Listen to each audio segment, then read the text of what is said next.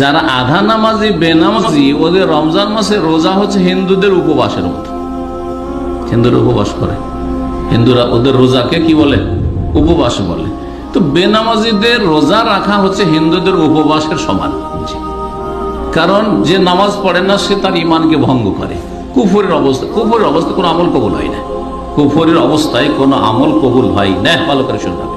ফজরের নামাজ পড়েন না, সাহারি খেয়ে রাত 12টায় শুয়ে গেলেন আর রোজা রাখলেন, 4 ওয়াক্ত নামাজ পড়েন, কি আশা করছেন আল্লাহর কাছে? বঞ্চিত হতভাগা। কোনো আশা করেন না আপনি, এই আশা করে লাভ নেই আপনার। ইসলামকে বুঝুন আর বুঝে পালন করুন। আর জাতিগত ইসলাম, দেশে যেটা পেয়েছি সেটাই ইসলাম, ওই ইসলাম পালন করে নাজাত পাওয়া যাবে না। শিখতে হবে।